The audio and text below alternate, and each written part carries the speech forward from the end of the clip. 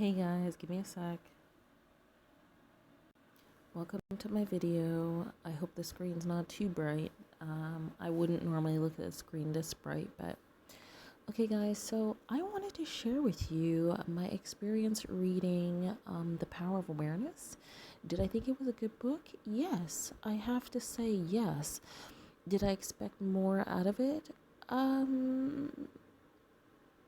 I think it gave me what I wanted, and I think it gave me more than I expected in some senses. Now, for me, a book is an amazing book if there is one line or one paragraph in there that changes my life. And you know what?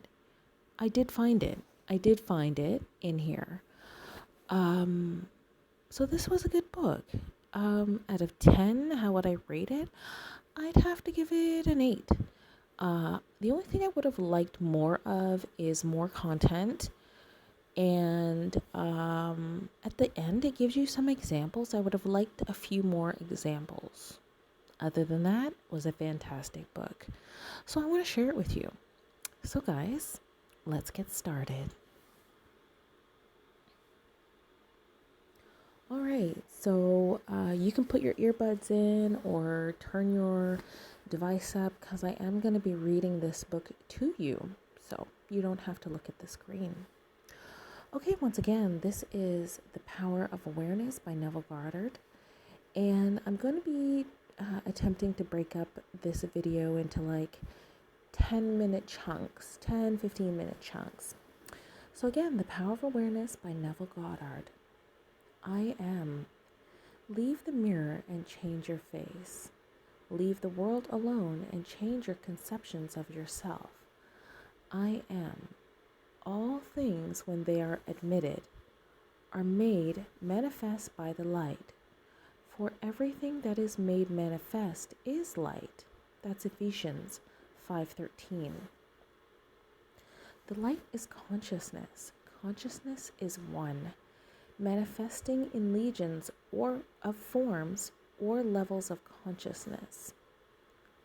There is no one that is not all that is, for consciousness, though expressed in an infinite series of levels, is not divisional. There is no real separation or gap in consciousness. I am cannot be divided.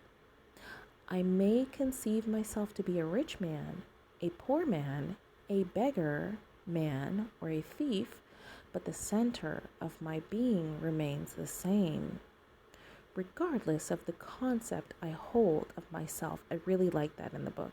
That's so true, right? Like, it's up to us. We all have the same potential and consciousness, but how we regard ourselves, that's us. We're creating that. All right, so it goes on to say, at the center of manifestation, there is only one I am, manifesting in legions of forms or concepts of itself, and I am that I am. I am is the self-definition of the absolute, the foundation on which everything rests. I am is the first cause substance. Yes, how you see yourself, your perception of yourself. I am is the self-definition of God. I am is the self-definition of God. Wow, that is a huge statement. That says so much. Okay, moving on. I am hath sent me unto you, says Exodus 3:14. I am that I am, says Exodus 3:14. Be still and know that I am God, Psalm 46:10. I am is a feeling of permanent awareness. The very center of consciousness is the feeling of I am. I may forget who I am, where I am, what I am, but I cannot forget that I am. True, that's so true. The awareness of being remains regardless of the degree of forgetfulness of who, where, and what I am. I am is that which, amid unnumbered forms, is ever the same. This great discovery of cause reveals that, good or bad, man is actually the arbiter of his own fate, and that it is his concept of himself that determines the world in which he lives, and his concept of himself is his reactions to life. Interesting.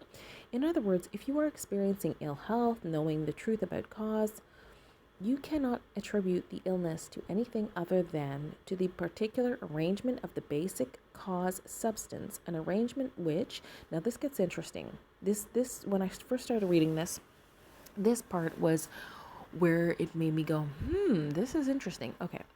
So it says,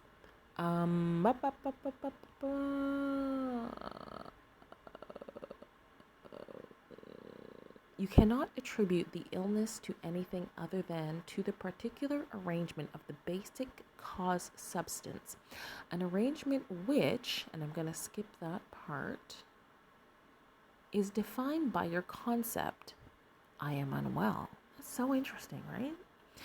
This is why you are told, let the weak man say, I am strong. Interesting. I'll say that again.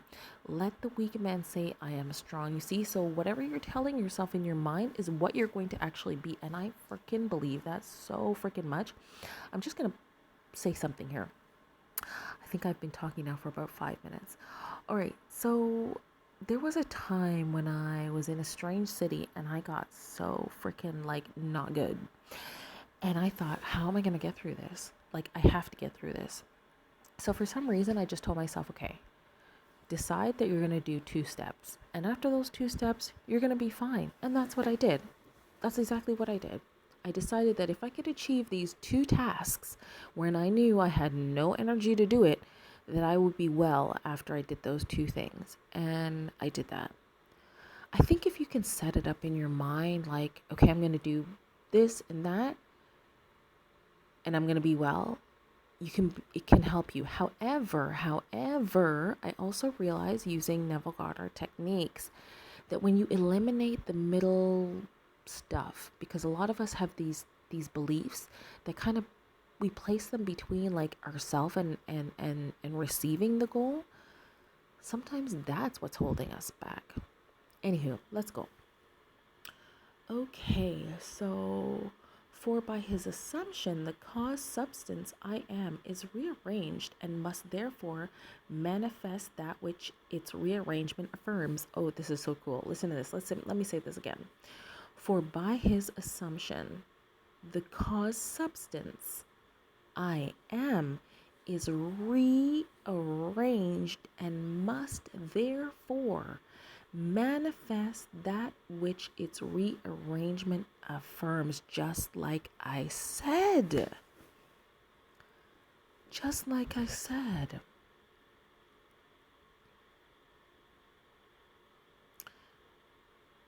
Yes. I just think that this stuff is so cool. Okay, let's keep going. This principle governs every aspect of your life. Do you hear that, guys? That's why I want to share this with you, because this book was so amazing. This principle governs every aspect of your life, be it social, financial, intellectual, or spiritual. This is amazing.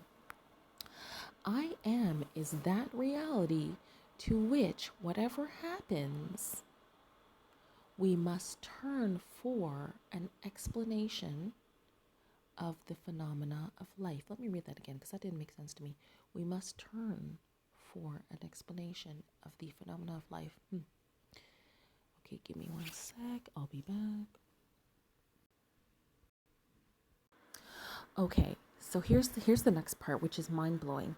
It is I am's concept of itself that determines the form and scenery of its existence. We got to read that paragraph again. Okay, so listen. I am is that reality to which whatever happens, we must be turned to for an explanation of the phenomena of life. Amazing. It is I am's concept of itself that determines the form and scenery of its existence. The form and the scenery, that's everything. The form of it and the scenery, holy crap. the form of it and the backdrop. This is amazing stuff. Okay, so I'm going to read for about 4 more minutes. Everything depends upon its attitude towards itself. That which it will not affirm as true of itself cannot awaken in its world. Let me read that again. Everything depends upon its attitude towards itself. Oh, interesting. That which it will not affirm as true of itself cannot awaken in its world. Oh my goodness. I don't know if this will show up, but I have to highlight this. Yeah. That's amazing. That's amazing. Everything depends upon its attitude towards itself. That which it will not affirm as true of itself cannot awaken in its world. If you don't want something to exist in your experience, don't think about it. Try your best not to think about it. Only focus on the positive. Only focus on what you want. Only focus on good things. Therefore, the negative cannot awaken in your world. Amazing. I mean, this part of this book basically just says, think only good, okay? Don't meditate on anything negative, which, yeah, that's right. So again, guys, this book, this is my second time going through it with you, and I'm loving it all over again. So guys, that's video number 1. I hope you liked it. Please do check out video number 2. I love you all. Happy manifesting.